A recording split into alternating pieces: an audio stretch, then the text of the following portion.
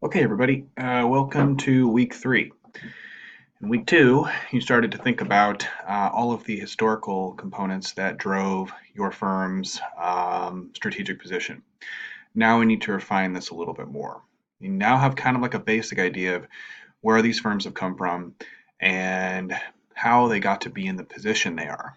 But now we need to basically say, okay, given all those historical events, given their market position, what could we identify as things that are their competitive advantage, and how have they defined themselves in terms of strategy? So we have some tools that you can use to kind of be able to make an argument as to what you believe each of the firm's strategy is in the strategic group. And you're going to realize pretty quickly that they do employ different strategies so as to remain in the group and in a position that is differentiated from the other members. So let's begin by considering a couple of things. All right, so I have an introductory example here. We pretty much all use Facebook, everybody, we know this. But when starting to think about the idea of competitive advantage, what you really have to start to begin to do is figure out what the actual product of the company is. Now, in exercise 1, I had you start to begin to think about this, saying basically, what is the product or service that is sold? You have to remember that firms don't always necessarily reveal that. So identifying competitive advantages can actually be quite difficult. Now, what I mean by saying they don't always reveal that is something of the nature of, well, the firm doesn't really want you to know the absolute baseline component of their product or service. They want it to look as great as possible. They want it to always appear to be differentiated for the most part. Even in the cases, I'm trying to think of a situation where you would think, well, there's not much differentiation, we can actually find it. So even in the case of like the most commoditized products, corn, soybean, wheat, even then, we could still look up and say, well, what were the inputs? What type of machinery did they use? Again, most people are not doing this, but drive around farm country pretty quick. You'll see that very commoditized goods still have some sense of differentiation. Companies have to do this, or why would you buy one product over another? So back to our example. What is Facebook? Is it this newsreel? Is it this social media platform? Is it a place to gossip? What really is it? I think that after all this time, it is starting to actually be revealed as to what Facebook is, and in that sense, will tell us what their competitive advantage is. They are everything, but really, they have taken over the role of news. They are basically the new newspaper, except there's one difference. They don't create any of their own content. We create all their content. And where do they get all their cash? Just like a newspaper, just like a magazine, from advertising. So while we have believed now that we are reading our news and reading the news of the world, we have eliminated much of the newspaper market in the country, news outlets of the country. And where do you think advertisers go? Straight to Facebook. Secondarily, if you're the content makers, they also know all about you. And in this case, they can tailor all the messages to be very specific, as we are all starting to understand. So, what's their competitive advantage? Well, one might be that there is almost no other platform that has the same level of commitment that Facebook has been able to achieve worldwide. And in that sense, if you believe you could create a better Facebook, you may be able to make it, but by and large, we know there's no MySpace, and we do just seem to kind of leave Facebook to be what Facebook is. So, getting deeper and deeper in that example is really where you're trying to say, could there be another version of Facebook, for example? And now, in the case of your strategic groups, could there be another version of your firms? Where is their profitability really coming from? Let's think a little bit more. So I keep using this idea of competitive advantage. It has a pretty simple idea. It's a trait or a quality or some type of resource, some type of ability to organize resources that allows a firm to create either the perception of from the consumer or cost savings through some type of more efficient process, these are the things that would lead to higher rates of economic profits. Now, I use that term economic profit. What I really mean by that is taking into consideration all direct costs as well as some type of opportunity cost. And if you're unfamiliar with an opportunity cost, all it really implies is an alternative rate of return that wasn't achieved by using those resources in another way. So economic profit can far exceed an accounting profit. In an econ class, we take that into consideration. If a firm has competitive advantage, we're saying that they have achieved higher rates of not just accounting profit, but higher rates of profit overall. So, what are the qualities that allow a firm to be able to do that? Now, notice a minute ago I said perception of, right? Not always does a product or service have to actually have some efficiency that allowed it to be produced. In fact, we see lots of goods that are um, sometimes produced inefficient but can command very, very high prices, thereby compensating any inefficiency in terms of cost reduction. So look at the second statement. How do you get it? Economic attractiveness of the market and also economic value. The ability lies in, can you keep that idea of competitive advantage up? Can you keep the idea of the consumer in either a good or a service coming back and saying, I continue to see the worthwhileness of it? Now, some of your products in some of the firms that you are working with, you're going to have a hard time saying, I don't see the value in this, but there might be something else they are doing. Those of you that are working in the hotel industry, I think that you have a very interesting situation because you have something that is simply staying somewhere else, and yet you pay lots and lots of cash to go do so. Now, I know there's more to that story, but that's kind of the level that I'm trying to have you think about this. Bring the product or service down to its most basic level. Now, thinking about this, we can start to define your profitability by looking at things we've already done so far. So, market economics, that's what you thought about in week one. And now in week three, we're thinking about the actual so called value that's created. Where are they creating value relative to their competitors, and how is their cost structure driving their profitability? So we now have actually kind of a pretty robust ability to define, how are these companies achieving such high rates of return, and not just even the short term, but most of the firms that you're working with had long-term profitability, and they've been considered a long-term going concern. Okay, let's think about some examples. All right, so if you had to say, what does IKEA do to continuously drive profitability? We know, as one of my family members has said to me, IKEA stuff is not what you're going to be passing down to your grandchildren. Yet we keep going there. So, I mean, what really is driving this? Cost effectiveness, distribution channels, quality of material. We know that sometimes the quality of the material is pretty poor to the point where they will always make sure to replace any of the products that fail as you fail to construct them. But generally, people believe that it has an attractiveness to it. What has been driving that? How have they continued that perception? Coke. Right? We know that sodas in general have been falling out of desirability, particularly in the United States, but we still see them on their product logos for their non-soda goods. So the name Coke is still very, very attractive to most of us. It's where most of the goodwill actually remains. Think about companies like McDonald's, Starbucks, Budweiser. I mean, they have reached levels of efficiency and cost reduction that could never have been thought of, like early inventors of the modern processing line, like Ford. What do? They can produce the same quality good everywhere, thousands and thousands and thousands and thousands of times. And that allows them to keep people's belief that no matter what, they will get what they paid for. As a point, you think back to my strategic group discussion, producing the same quality beer over and over and over again is a art. And ask any home brewer, they'll tell you. Ask any brewer around town. It's a very difficult task.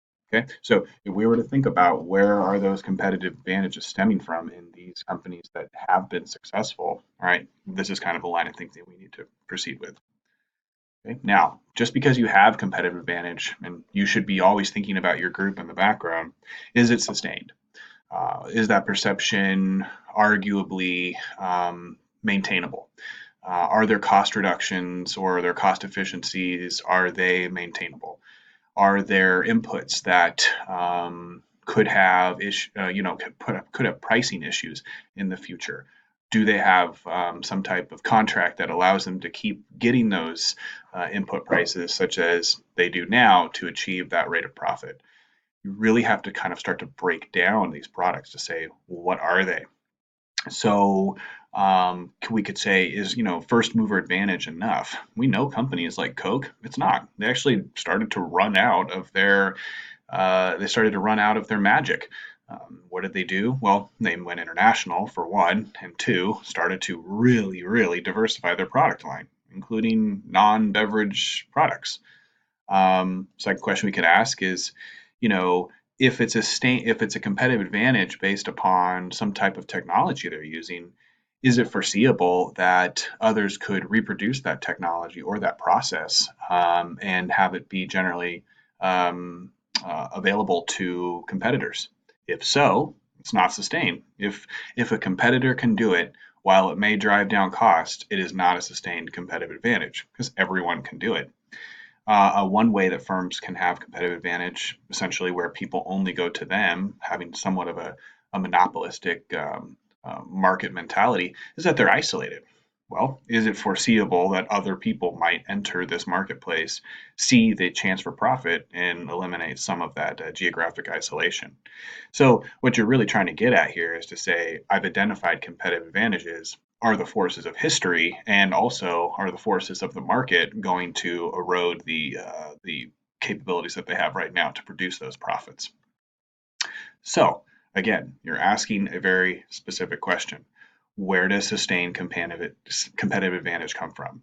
Now, what I'd like you to do is I'll set up a discussion board in each of your groups, just like the last 2 weeks, and I really do want you to start to kind of think, where is their competitive advantage? What is it? You need to have some arguments for this, and you need to be finding facts and displaying those in your annotated bibliographies that reveal to me that your arguments will be sound. Where is their cost reduction, or where is their perceived benefit in the marketplace coming from? One way to do this, because I can tell you that it is very difficult to kind of think about all the ways in which the company has generated this perception of value. It's difficult because, remember, the firm is going to tell you why their product is valuable, but they're not going to necessarily tell you the ways that it became that way, or how they were able to convince, right? So don't get fooled by company website. Remember, you got to go a little deeper. Now, one way to do that is to do what's called a value chain analysis. And this is a pretty basic and generic concept for business schools, but it's one that I think is really helpful as you explore the firms in your group. So, what do we mean by this? Well, it means the most economic sense, input to output. How did the thing or service get produced? Okay, so all those activities. If we were to think about the production of any type of good or service as a production line, which in other words it is, or has, you can try to see all the different ways that through time the managers of those companies have sought to create efficiency, reduce cost, or in other ways, promote the value that is created each step of the way. Let's look at some examples. All right. Beyond what you normally think, logistics, productions, getting the product out, marketing the product, maintaining the product, there's all of those kind of different side tasks that also drive value of the firm.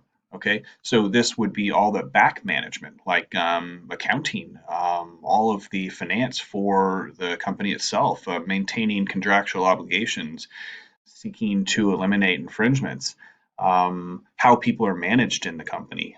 Culture is massive to maintaining some firm's success, keeping people on board, not having to deal with turnover on a regular basis. Those are all extreme costs for firms. So, how do you keep your people happy? How do you keep your people maintained? How do you keep your people trustworthy and wanting to come back to work and be as absolutely efficient and productive as possible? While it isn't in this presentation, it is in your presentation, and there's some examples of how, like, say, companies like Intel and Google really seek to create a corporate culture that just almost keeps you at the business. Think about those kind of examples of tech firms with, swimming pools and barbecues, and I mean, in essence, what you're going to see is that's how they keep you there, and they keep you working, and you're productive all the time. Again, another way to reduce cost of turnover. So think about the production of your some of the products that your companies make. Now, value chains can be found. Some firms will create kind of a very fancy image and set of images to describe to you their value chain. There's an example later in this PowerPoint of I'm fairly sure it's Coca-Cola, and it gives you a good sense of, why they believe that their product should be the one that you buy.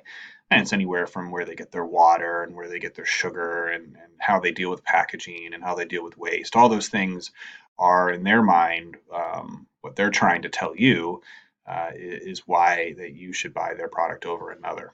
Okay, so try to utilize this very kind of basic image of this value chain to guide your analysis of how the product is made and where you see they have done specific things to, again, either say this is why we're better than our competitor or this really reduced costs. For some of your companies, automation is going to have to be a conversation here.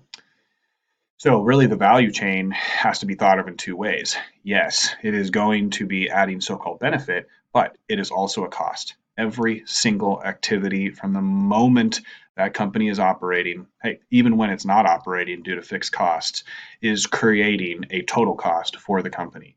So it's the job of the manager, and now your job as the researcher, to try to figure out what those managers have done to create some type of efficiency at each level and also then reveal the value so that it is perceived to have value. Okay, so you also have some of your companies are very service driven, but it is not impossible. It's just going to be really geared towards thinking about human relations. So if you don't actually have a physical product that's produced, well, how do you spell out what it takes to make that good kind of person-to-person interaction?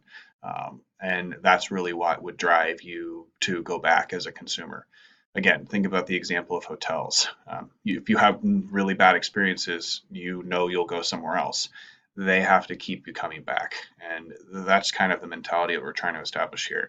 What are they doing to make sure that when you think of going to stay somewhere, you think Marriott, you think Hilton, you think this is the place that I stay.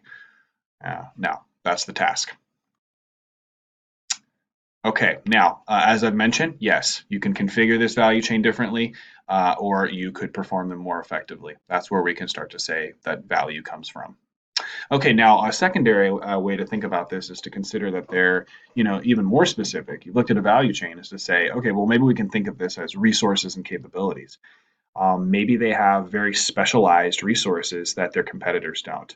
Or maybe they have, through time, developed a process of how to conduct their activities better. Okay, so look at the examples here. A resource, specialized assets like patents or brand names.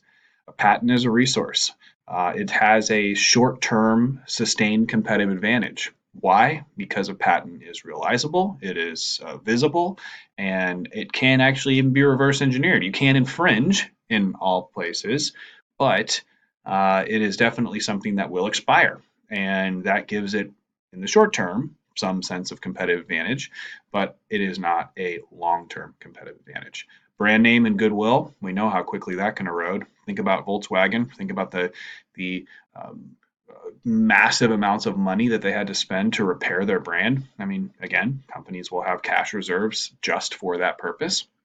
Okay, and then compare capabilities, like actually doing these activities. So specialized CEOs or people with massive industry experience, do they use outside firms for finance, or do they have their own internal finance representatives? Do they sell their service, or do they buy their services in terms of keeping up the products, or do they train all their employees to maintain customer relations? And one thing you may want to consider is a much competitive advantage in terms of capabilities. Think about marketing. That perception is absolutely key in a world of extreme competition. Okay, so yeah, there's my example of Coke, and go ahead and take a look at that. And you might realize that, yeah, it's from the website, so it's just a good first take, but it might help you start to think about how your company's value chain looks, and also kind of give you an idea of maybe where to start looking. Okay, so when I talk about resources, we can kind of break them up, and it's those tangible ones that are easy to see. It's those intangible ones that we have a very difficult time trying to find as we try to say, like, where does this company's profitability come from? It could be so specialized. It could be tacit knowledge that is very hard to identify where profitability is coming from. It could be Bob and his, long-term network on the East Coast that's that's driving continuous sales. We don't know. Those are the tough ones, but the tangible resources can at least be easily viewed. Again, that's why I chose firms that are widely studied, widely reported on. There are, countless movies about going inside of their, headquarters and talking to their managers, and so that you can actually get a sense of, what might be their financial resources, capabilities, physical, like where are they, how many stores, things like this. Now, your task in the future as a future business manager and who's hopefully going to be thinking about how to expand or start a new business is it's a bit more of a challenge. But at least now you'll be ready to undertake the task. So I've kind of revealed this so far, but what's a patent? It's a tangible resource, even though it is intangible. It's an intangible asset, right? In the sense that we think of intellectual property as intangible, but it is tangible from our sense because any competitor can see it. They know what it is. They know how it's done. They just can't violate it. Okay, corporate culture can be very tangible as what's revealed, versus it can be very intangible. Could be a very disciplined corporate culture. Typically, you don't see companies revealing their more authoritative corporate cultures, but they reveal their innovative corporate cultures. So, if you guys have firms that really, really show off, these are our employees, what they're trying to say is we really, really promote our corporate culture. And in some sense, they're trying to say to you, this is why our people are so good. This is why we should be the company that you're choosing. Now, when you get even a little deeper, trying to establish what these competitive advantages are, a very kind of easy way to think about this is, can I duplicate it? If I were to try to compete with this firm, could I do the same thing? So I have my classic Calvin and Hobbes cartoon where it's, Calvin wanted to make millions of him so that he could terrorize his family or just maybe have some friends finally. But that really is the key here. So is it easily reproduced? If you can argue no, then you're closer to being able to have a legitimate argument that this is the firm's competitive advantage. It just simply can't be done. They have something so unique, so special that it's going to be the source of the perception of value. I mean, think about the brand association with Coke, and I mean it's historically embedded into our culture, so much that it's associated with Americana. How can you reproduce that? You see firms trying to do that and they fail. Coca-Cola has done it, right? So there would be an argument. Okay, so can a company, can a competitor, or internally to the companies you're studying, do they have things that are not easily replicated? All right, so this leads us to another type of analysis, and I mentioned this in your assignment for the week, and it is called a VRIO analysis. Again, what you're trying to look for is qualities, you're trying to look for characteristics, you're trying to look for, what we're calling resources and capabilities that are rare, hard to imitate. They are organized in some way that is very difficult to see. Um, and are you arguing that they add value? So again, very simple, but in a very complex research task, we need these little simple tools because it will give you a chain of logic to make your argument sound. Okay, so be looking for those valuable, rare, hard to imitate, and organizationally complex characteristics. So, as an example, take a look at this FedEx versus UPS clip. It's kind of like inside the companies, but you're going to see very, very quickly that they are a lot more than you could have imagined. And I allude to this in your week 3 assignment. They're doing a lot more things than just delivering mail. Um, and so when it really comes down to it, they have become a true market firm. They will do everything other than produce your product to get that product to the ultimate customer. So take a look at that and see if you can identify it. Some of those resources and capabilities that you believe are competitive advantages. Okay, now where do we go from this? You've done all this work, you've identified all these characteristics. Like we said, now we got to figure out, can we label them having a generic strategy? Okay, some companies have a very clear cost reduction strategy. Produce as much as possible for as cheap as possible.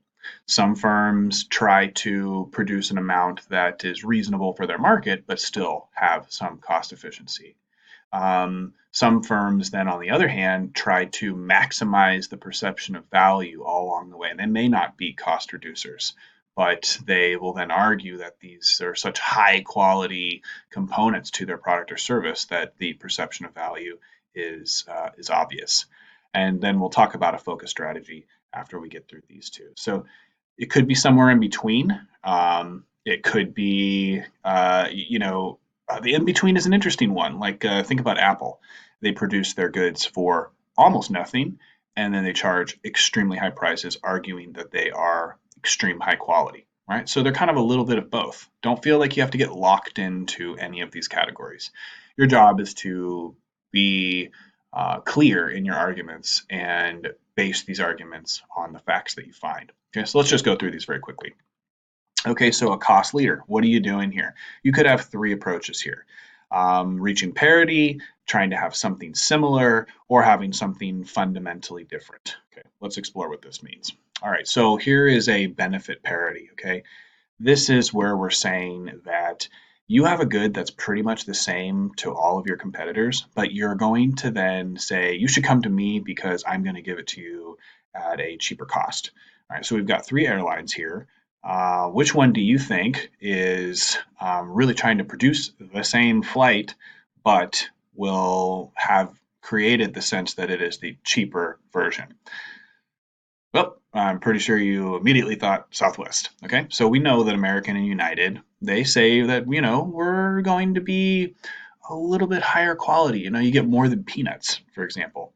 But Southwest has really established themselves as trying to reduce costs at every level and then arguing, sometimes even though they're not, that they are the value flight. Okay. Now let's think about another version of cost leadership. Okay, so sometimes we see firms that say, hey, look, we're going to produce something that is very good and comparable to the highest quality goods. But again, we're going to seek to make it cheaper so that it's more affordable and we can then reach a mass audience. So if any of you guitar players out there, I have a Martin on one side and I have a Yamaha on the next. Now, the Martin is superior and it sounds warm and all those characteristics we think about with guitars. Hey, but those little Yamahas, they're great guitars to learn on, to keep around. You don't have to worry about if they get a little beat up because they're cheaper to buy, but yet the sound is similar. Okay, so they position themselves for certain buyers. Not all of them are going to be Martin buyers. All right, where do we have left? Okay, a fundamentally different, yet still trying to achieve cost reduction. All right, so books to ebooks is a very quick, easy example. It's like it costs a lot of cash to produce textbooks, and you have to charge quite a bit of money given the fact that you only sell one. Now, the ebook is what a genius. It is a genius product. It is trillions of books. Trillions probably too many, but it is a lot of books and lots of different type of reading material, all on a very cheap device. Right, so you can see they're qualitatively different, but still it is a cost reduced perception of value. Okay. Now the benefit side is going to have very similar characteristics, right? So are your firms cost leaders or are they benefit leaders? So let's just get some examples here, right? Similar benefits, slightly better benefits, or substantially better benefits. Okay, let's see. Right. So think about kind of matching, right? Looking at the case of who tries to say that they are matching here, or do we have some firms that are saying, no, no, we're fundamentally better, or again, are we qualitatively different? Okay, so same cost, greater benefit, Hondas versus Fords. I think if you think about benefit, just kind of adding a little bit better, it's like the roastery versus Dunkin'. Um, right, the roastery is trying to say we have high quality coffee. Dunkin's saying we have very good coffee, but we're going to produce a lot more of it. BMWs and Lexus, they don't even think that they're competing. They believe they're in one category and it's their only car, and there is no competitor out there. So we can see that that's going to be something along the lines of saying we are qualitatively different. Oh yeah, here's my little. I like this. So Audi is trying to say, hey, we are definitely in the high quality car market. BMW has a little bit more resources to argue. So I hope you find that funny. Okay, now focus strategies. All right, so now this could be so specific. You represent just a very specific input to a production process, a very specific market, and it doesn't necessarily have to be either high cost or low cost. You're simply just trying to reach an audience that you feel has not been represented. Um, and I yeah, it's a little bit more difficult to identify these focus people, but I think maybe a good example is very specialized types of, say, for example, like medical equipment. Things that you're not going to sell a lot of, but you know that there is enough of an audience that you will be able to sell them. If you can justify the cost, then it makes economic sense to produce and sell those goods.